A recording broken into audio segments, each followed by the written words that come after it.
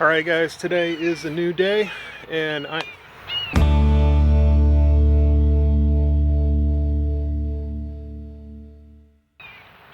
don't know if you can hear that. It was perfectly quiet. The second I hit record, this bird starts squawking. Welcome back to the channel. My name is Ben. This is the Honeydew Homestead, and today we're going to continue with these doors. I decided to do a little bit more complicated door with mortise and tenon joinery and some paneling and Dutch style for a chicken coop door. I don't know why. This is what we're doing. I committed to it, and I'm headed that direction, so we're gonna finish it. We're gonna do that today. I also have some odds and ends. Again, I don't know how much time we're gonna have because I really just have a little bit of time after work and between life to get these things done. So I'm gonna get as far as I can, and yeah, let's do it. All right, super awkward intro, but we're gonna stick with it. So I stained this and all of this stuff. It's all ready to go back up. The door panels will go there. The chicken door will go there. I stained this little piece here that was missing from the last time. But the truth is, the next thing I have to do while I'm waiting for this stain to dry, I don't want to do it. I spent all this time putting this thing together, and now I have to drill a hole right here. The reason why I'm drilling that hole is because I'm going to create a automatic feeder that you can refill from the outside using PVC pipe. You may have seen a couple online in YouTube. Mine's going to be slightly different, of course. I got to make it a little bit different, but I'll definitely make a separate video on that. The reason why I'm cutting it today is because the stain is open. This may be the last time I have to open that stain up. Every single time you open it, you got a chance of that stain kind of drying out, going sour. So I want to do every last bit of stain that I really have to do. I don't want to do it, but here we go. Time to go cut some holes in my brand new chicken coop.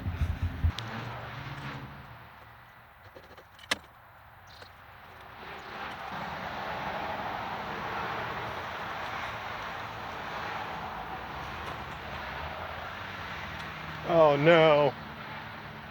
Oh no. They ask you how you are, and you just have to say that you're fine when you're not really fine.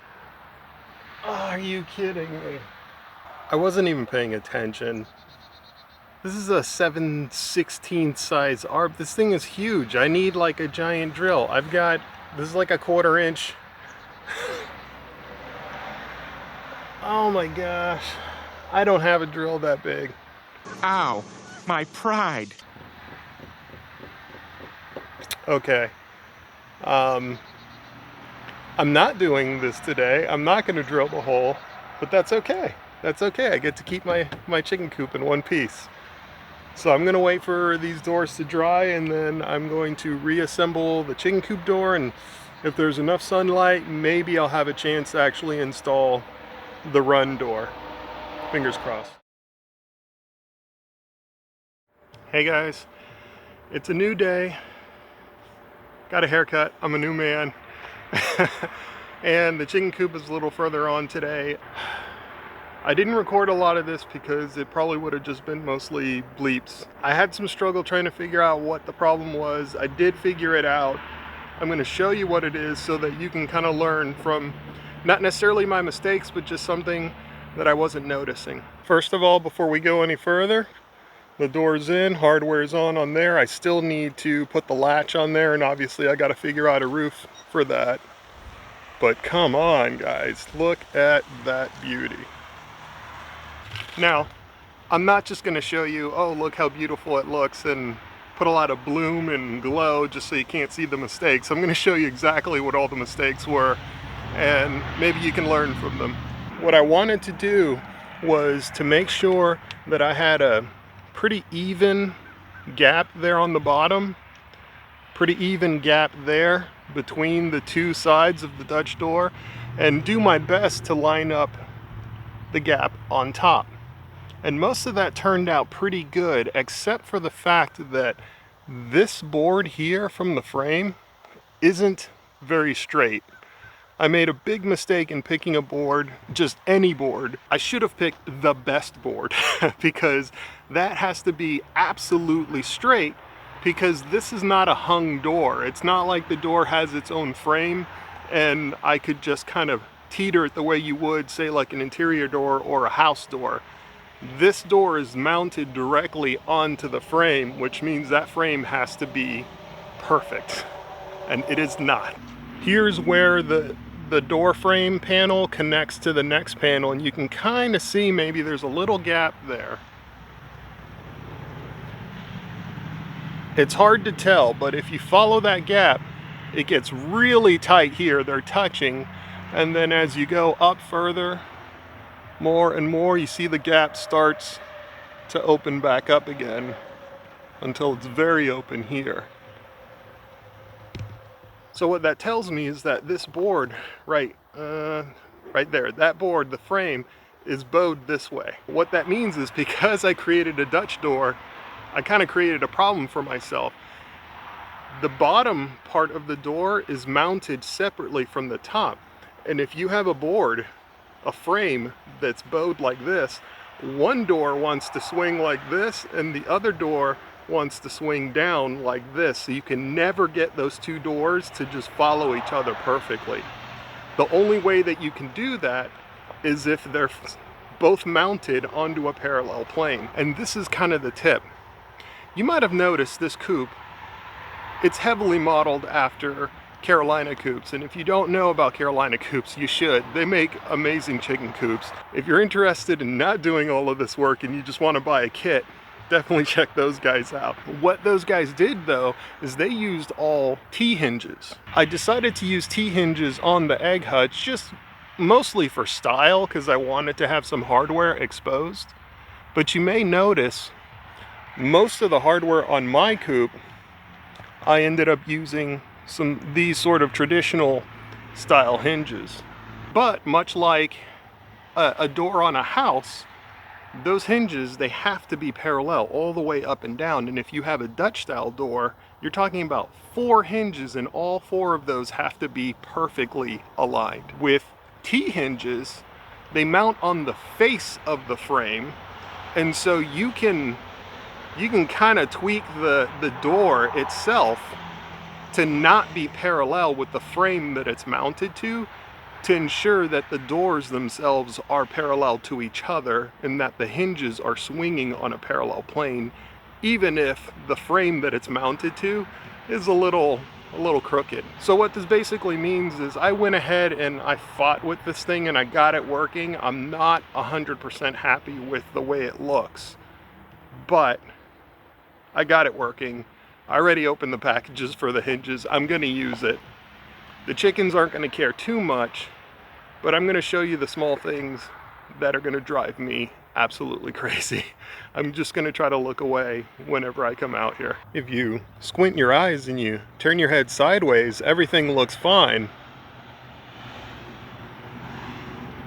Until you start to notice the gap getting tighter and tighter up here. It's actually touching up here because, again, this frame is bowing that way and then it comes out and then it's bowing back in here on the bottom. So what I had to do was basically carve out a little bit on the bottom, and I had to carve out a lot on the top, and I'll show you what that looks like. I'm trying to maneuver this thing so you can see it, but you'll notice I had to basically notch this and notch this, and what that gave me was about, I know the lighting's terrible, guys, sorry about that, and the noise is even worse, but what it gave me was basically about another 1/8 of an inch that I could squeeze in on that side, and then I did the same thing down on the bottom here, except I only did it on one side because it wasn't bowing as bad on the bottom. Between the noise, the wind, the lighting, we're gonna get this. I'm gonna record this. But here's the reason why these things have to sit on a single plane, or basically all of these panels have to be perfectly parallel. It's hard to tell, but I have a little pencil mark here. This is the two doors that we're looking at. And you can see already the doors aren't quite lining up. As I swing this, you can tell, if I can get this working, you can see how they almost start lining back up with each other. But then there's that brief moment right before it's about to close where they start pulling apart. Sorry guys, I need like 3 hands to do this, but where they start pulling apart and you see that they're a little bit off. Before I made these fixes, these two were off by almost an inch, and the gap here was just all over the place. So it is improved. It's not perfect. I'm hoping that being within that 1/4 inch, it'll work. We'll see what happens when I latch these two doors together. I'm still trying to figure out exactly how I want to mount the hardware for this particular door. I'm going to go ahead and put the latch on the egg hutch. I know what I want to do there. This door, it might have to wait for another day, but I'm happy with where it is. I don't want to push my luck. Like I said, there were a lot of bleeps going on the other day, and it just wasn't worth recording. And I'm like 80% happy with that door. But man, doors are like my nemesis. I think this is actually going to be it. I'm going to throw the hardware on the hutch, and then I think I'm going to call it a day. So as always, you guys be good.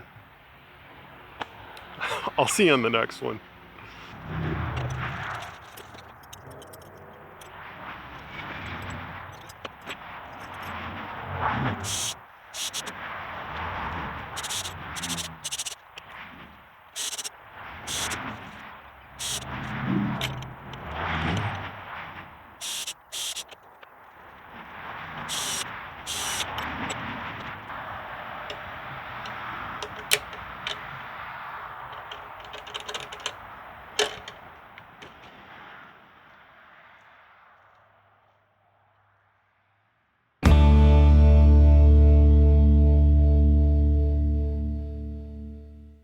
And as I swing them,